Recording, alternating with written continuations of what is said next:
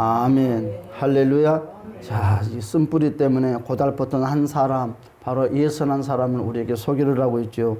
예선은 참 하나님의 축복을 받은 사람이요, 부족함이 없는 사람이었습니다. 그러나 그 축복을 그는 경홀히 여겼다고 그랬고 소중하게 여기지 못했다고 그랬어요. 바로 여러분 예수가 받은 그 축복이 우리에게도 임해 있어요. 지금 건강의 축복, 가정의 축복, 신앙의 축복, 그렇죠? 여러분 지금 하고 있는 사업의 축복. 그런데 이까지 사업, 가정, 건강, 내가 뭐 건강하다고. 많은 사람들이 있는 거에 만족을 하지 못하고 산다는 거예요. 누구처럼? 예수처럼. 그러다 보니까 어떤 결과가 나오는 거예요?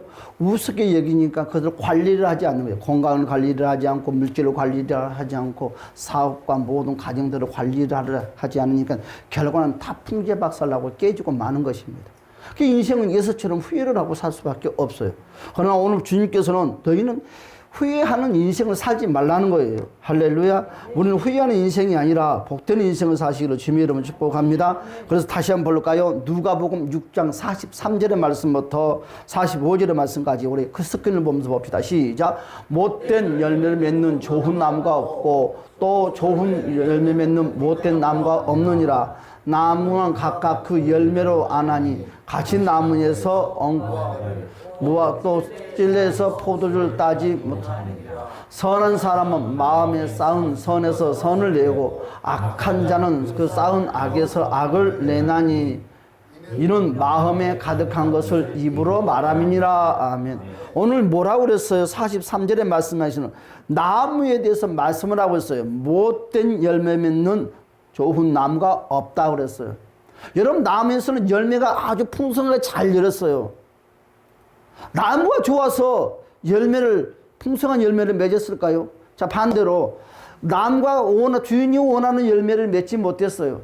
나무가 안 좋아서 여러분 좋은 열매를 맺지 못했을까요?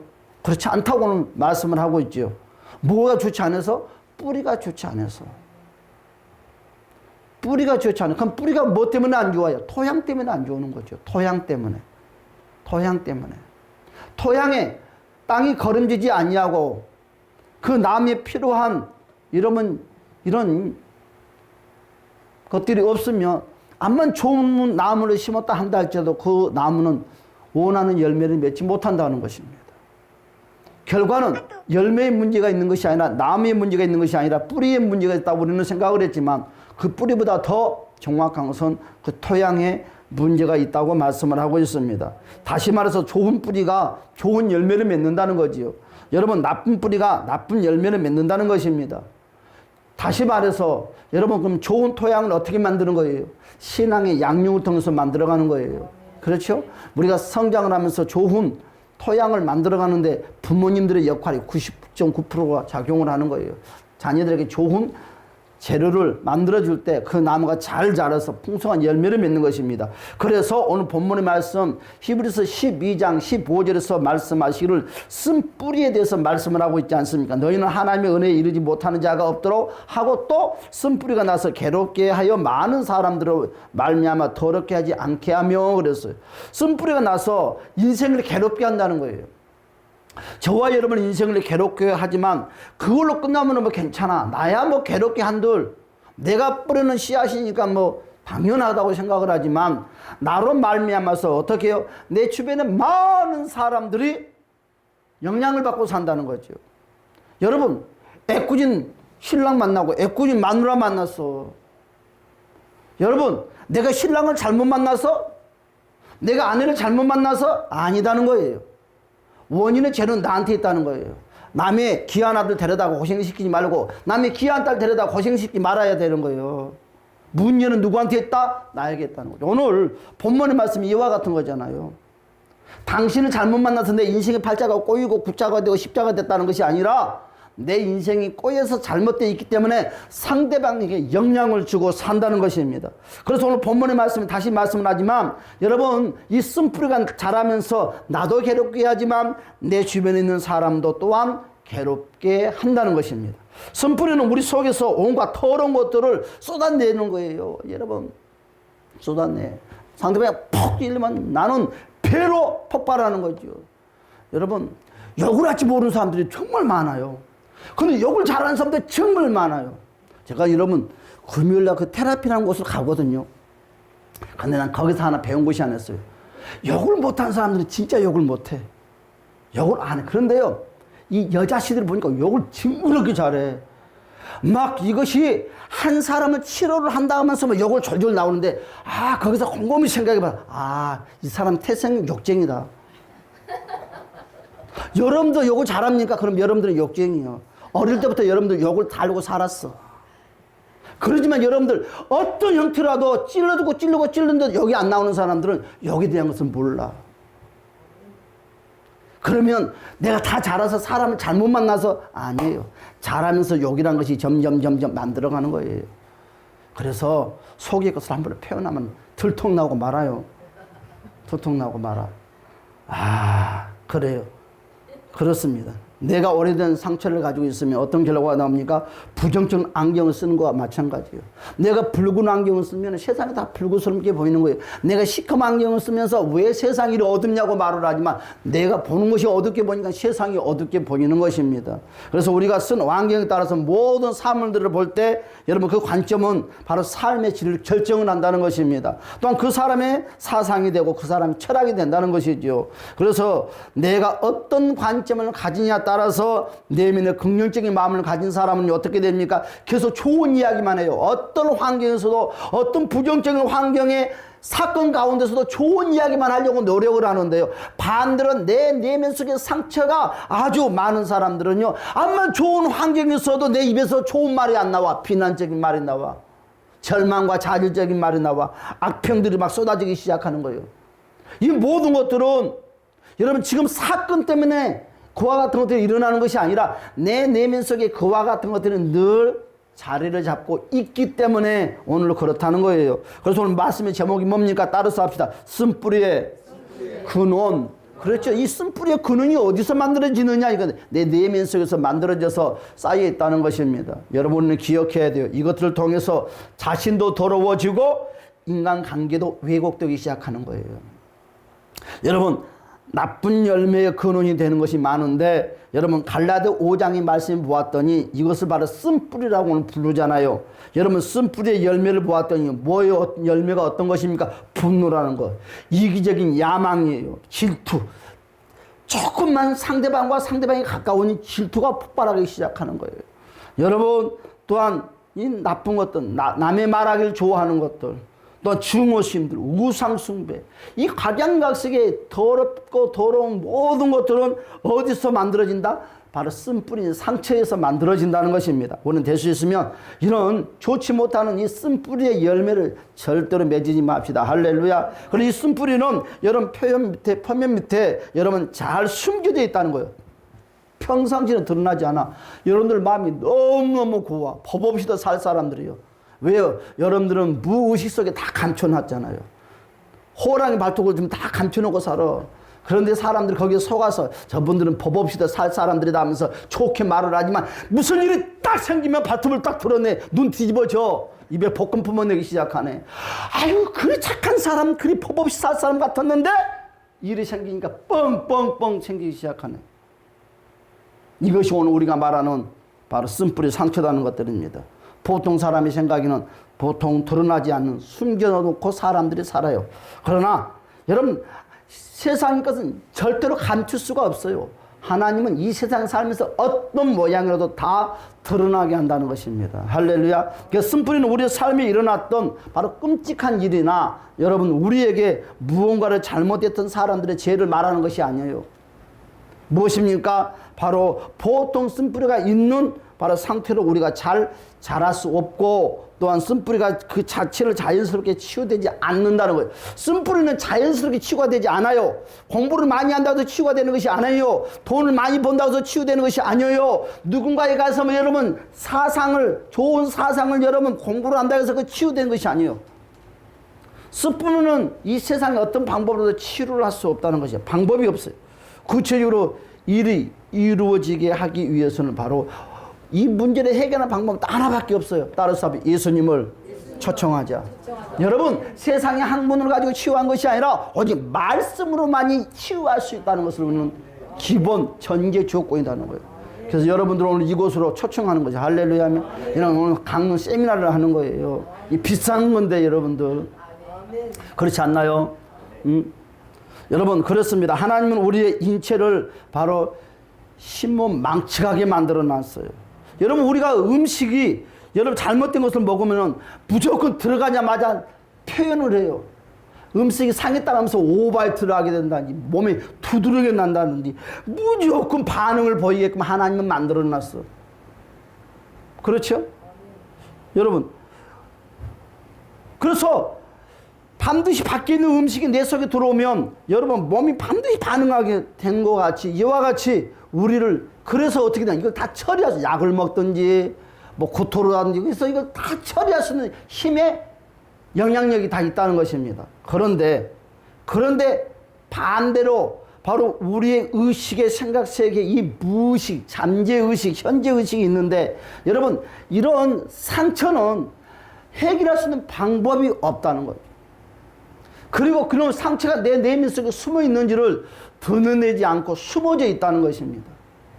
그러면서 어떻게 됩니까? 여러분 충격적인 사건, 즉 진짜 고통되는 것은 여러분 어디 숨어버려요? 여러분 이 고통을 받습니다. 내 충격을 받아요. 사람과 사람의 관계 속에서 충격을 받습니다. 사건을 통해서 충격을 받습니다. 이것이 내 속에 쑥 들어와가지고 내면 속에 무의식 속에 푹 숨어 있는 거예요.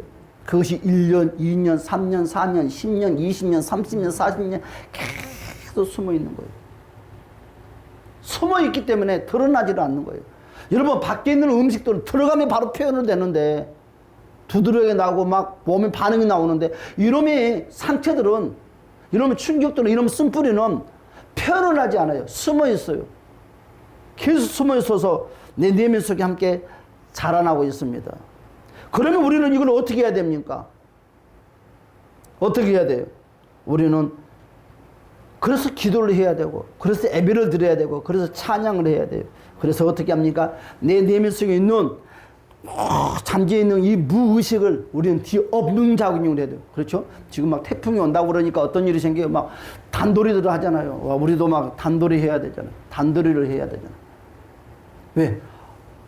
바람이 세게 분대요. 그것처럼 우리는 기도의 바람, 찬양의 바람, 예배의 바람을 막 강하게 불어서 내 무의식을 뒤엎어야 돼요. 그리하면 이것이 엎어지면서 그 무의식 속에 숨어있는 저와 여러분들 이 쓴뿌리 상처들이 점점 올라와서 꼬라지로 나오고 분림이 나오고 혈기로 나오고 미움이 나오고 시기로 각양각색의 것들이 하나 둘 셋 드러나기 시작하는 거예요. 그러면서 겉으로 딱 감이 벗겨지면서 실체가 드러난다는 것입니다. 할렐루야. 여러분 이와 같은 것들을 우리는 예수 그리스도의 보혈의 피로 정결하게 씻음을 받으십시다. 할렐루야.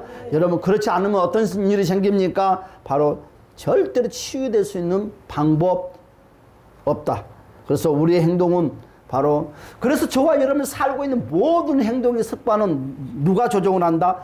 무의식이 조정을 한다는 거예요. 무의식이. 내 내면 속에 깊이 숨어있는 이 무의식이 저와 여러분의 인생을 리모컨처럼 조정을 해요. 이 시간이 혈기 부릴 시간, 이 시간 짜증 부릴 시간, 여러분 그렇죠? 조정을 하는 거예요. 저와 이와 같은 설교를 전에 한번 했었죠. 내면 속에 숨어있는 것들이 조정을 하는 거예요. 그러면 어둠이 약한 것들은 무엇을 붙잡고 일을 합니까? 이와 같은 좋지 못하는 습관들과 함께 비빔밥이 돼가지고 저와 여러분들을 공격을 하고 산다는 것입니다. 그래서 오늘 해결할 수 있는 방법은 다른 거 없어요. 우리는 기도하면서 소리를 지르고 찬양하면서 소리를 지르고 아멘 하면서 소리를 지릅시다. 할렐루야. 그래서 여러분 우리가 예배 시간에 사는 방법은 딱 하나밖에 없어. 듣는 걸 가지고 되는 것이 아니라 아멘으로 표현해야 돼. 할렐루야. 여러분 찬양을 큰 소리로 할 때 여러분 뒤집어지는 거예요. 기도를 예배 시간에 큰 소리로 할 때 여러분 속이 뒤집어지는 거예요. 그러면서 나의 것들이 올라오기 시작해. 아유 그때 말씀을 들으면서 그 말씀으로 탁 통해서 여러분 혈기나 모가지를 꽉 붙잡고 짝이나 모가지를 붙잡고 풍냄이나 모가지를 꽉 붙잡고 그 시간에 초정박살을 내야 돼. 그때 여러분 밖에 나가서 다른 시간에 뭔가를 해결하려면 안 돼. 따라서 예배 시간에 그 문제를 해결하자. 할렐루야. 그래서 오늘 예배 시간에 막 찬양하면 막 뜨겁게 미치도록 찬양을 해도 기도하면 막 뜨겁게 미치도록 기도를 해야 돼. 뭐 1시간을 기도합니까? 30분을 기도합니까? 길어봤자 5분 하는 거예요. 5분도 안 해. 이 5분의 생명을 못 바치는 거예요. 여러분, 예배 시간에 기도하는 이 기도는 평상시에 여러분들 몇 시간 기도하는 힘보다 더 큰 능력의 에너지 역할을 하는 거예요. 그런데 이런 큰 능력의 에너지 역할을 하는 이 시간에 우리는 안 하고 그 연약한 시간에 기도를 하는 거예요. 여러분, 예배 시간에 기도만 잘하고 찬양만 잘하고 아멘만 잘해도 따라서 열린다, 회복된다, 응답 받는다, 모든 게 해결됩니다. 그런데 많은 사람들은, 예수 믿는 사람들은 예배에 투자를 하지 않아. 기도에 투자를 하지 않아. 아멘에 투자를 하지 않아. 찬양에 투자를 하지 않아. 그 외에 다른 시간에, 다른 그 무엇인가 시간에 투자를 하려고 그러는 거예요. 그러니까 안 되는 거예요. 성경에는 모두가 승리했던 사람들이 예배의 승리자들이었어요. 예배에 승리했더니 삶의 인생이 승리를 했다고 우리에게 소개를 하고 있습니다. 할렐루야. 여러분, 원수마귀는 우리의 쓴뿌리를 붙잡고 우리를 조종한다는 거예요. 우리 안에 쓴뿌리가 치유되면 악한 것은 절대로 저와 여러분들을 조종할 수 없고 괴롭힐 수가 없어요. 그러면 우리는 악한 사단 마귀를 제거하려면 어떻게 해야 됩니까? 여러분, 싸운다고 해서 되는 것이 아니라 쓴뿌리만 예수의 보혈의 피로 깨끗하게 해결받으면 우리는 어둠의 조종을 절대로 받지 않고 산다는 것을 주님의 이름으로 간절히 축복합니다. 그래서 성경은 우리 그리 말했어요. 부르짖으라. 여러분, 그 이유가 무엇입니까? 소리를 질러 보면은 여러분 울음이 나오기 시작해요. 소리 안 지르고 눈물이 나올 수가 없어. 여러분, 소리 지르지 않는 눈물과 소리를 지르고 나는 눈물은 하늘과 땅 차이로 달라.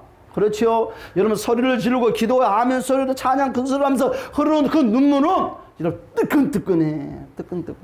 그 눈물 속에서 여러분들 항상 따라 올라온 것이 있어요. 무엇이 따라 올라요? 감정이라는 것이 따라 올라와요. 어떤 감정? 억울하면 감정이 따라 올고, 슬픔에서 감정, 분노에, 상처에, 각양각색의 어둠이나 상처받는 것들이 따라 올라오기 시작한다는 거예요. 그때 여러분, 내 마음속에 이런 것이 있구나. 한 번만 그때 예수 이름으로 선포하고 고백하면 깨끗하게 치료받는다는 것을 주님의 이름으로 간절히 축복합니다. 이만큼 이 쓴뿌리는 아주 저와 여러분 인생의 삶에 강력하게 역사를 한다는 것입니다. 그래서 따라서 합시다. 심고 거두는 법칙.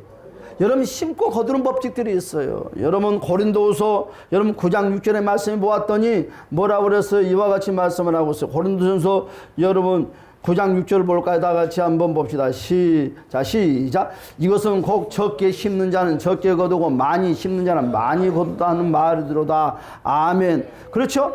갈라디아서도 이와 같이 말씀을 하고 있어서 갈라디아서 6장 4절에부터 9절까지 말씀 보니까 다 같이 봅시다. 시작. 각각 자기의 일을 살피라. 그리하면 자랑할 것이 자기에게는 있도다. 남에게는 있지 아니하리라. 각각 자기의 짐을 질 것이라.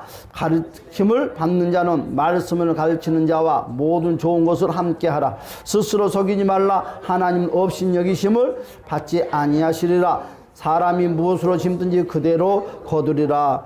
자기의 육체를 위하여 심는 자는 육체로부터 썩어질 것을 거두고 성령을 위하여 심는 자는 성령으로부터 영생을 거두리라. 우리가 선을 행하되 낙심하지 말지니 포기하지 아니하면 따를 때가 이름에 거두리로다. 아멘. 할렐루야. 자, 우리가 어떤 행위를 할 때 좋은 거 나쁜 바로 행위의 결과가 없는 경우는 결코 아무도 없어요. 좋은 행위를 하면 좋은 열매가 맺히고 좋은 결과가 나와요. 그러나 나쁜 행동을 하고 나쁜 언어를 사용하면 거기에 따른 또한 결과의 값도 나온다는 거예요. 여러분, 그래서 우리는 어떻게 하라고 그랬습니까? 그리스도의 십자가가 개입할 수 있게끔 우리의 죄의 결과를 어떻게 해야 됩니까? 예수님께 맡겨야 되는 거예요. 그때 우리 예수님께서는 저와 여러분을 대신해서 십자가를 통해서 모든 걸 다 감당해 줬다고 말씀을 하고 있습니다. 여러분, 그러나 우리가 하나 깨달아야 될 것이 있어요. 구하지 않는 이상은 절대로 거두지 않는다. 뭐라고 그랬어요? 오늘 걷는다고 심는 대로 걷는다는 거예요. 사람이 심어야 된다는 거예요.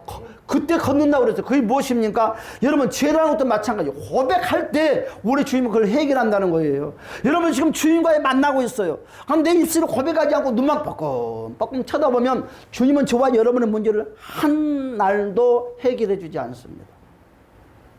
따라서 주여 나는 죄인입니다. 여러분, 고백할 때 우리 주님은 차가워서 안아주고 품어주고 감싸주고 문제를 해결하는 거예요. 나는 예배당에 갔으니까 괜찮아. 나는 나이를 먹었으니까 아무것도 몰라. 그래도 가기만 해도 좋은 거야. 안 돼.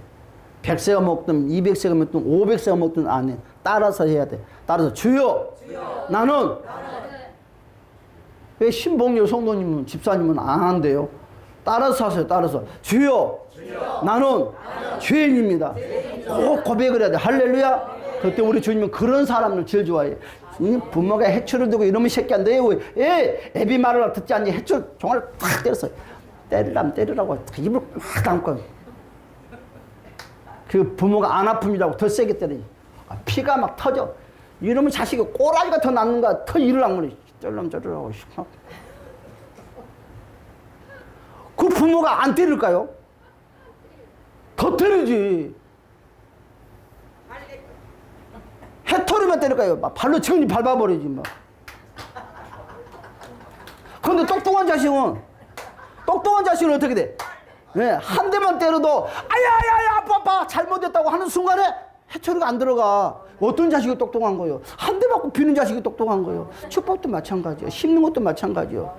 여러분, 우리가 끝까지 버틸 필요가 없어. 고백만 하면 돼. 주여 도와주시옵소서. 여러분, 그리하면 우리 주님은 모든 것을 도와주고 해결해 준다는 것을 주님의 이름으로 간절히 축복합니다. 어떤 문제도 해결해 줍니다. 여러분, 부모를 향해서 태도가 여러분 대적시하는 태도면 절대 하나님께 축복을 못 봐요. 부모가 예수를 믿든 안 믿든 우리는 부모에게 잘해야 돼요. 이제 곧 며칠 있으면 이제 추석이 돌아와요. 그렇죠? 여러분, 부모에게 여러분 순종의 태도를 갖출 때 하나님은 이 땅에 축복을 주신다는 것을 주님의 이름으로 축복합니다. 그래서 우리는 따라서 부모를 공경하자. 자, 신명기 5장 16절의 말씀을 한번 봅시다. 신명기 5장 16절. 자, 스크린이 있습니다. 한번 볼까요? 시작. 너는 내 하나님 여호와께 명령한 대로 내 부모를 공경하라. 그리하면 내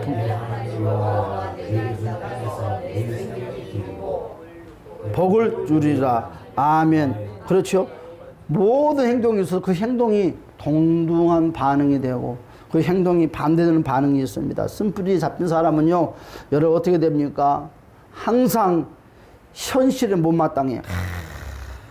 하루하루 사는 것에 대해 만족하지 못해. 여러분, 미래에 대해서 소망이 없어. 항상 입술 나오는 것은 과거로만 말해. 내가 과거에 이렇게 살았는데 늘 과거만 그리워해. 이 사람은 여러분 따라서 합시다. 우울증 걸리는 환자다. 여러분, 이 사람은 바로 우울증 환자지. 여러분, 우울증 걸렸을까 말았을까 말할 필요도 없어. 늘 옛날 과거만 덜 이야기하는 사람은 그 사람은 무조건 우울증 환자. 그 사람은 무조건 속에 화병이 들어있는 사람이에요. 여러분, 마음에 상처 있는 사람은 현실도 만족하지 못하고 미래에 대한 비전도 없어. 오직 과거만 붙잡아.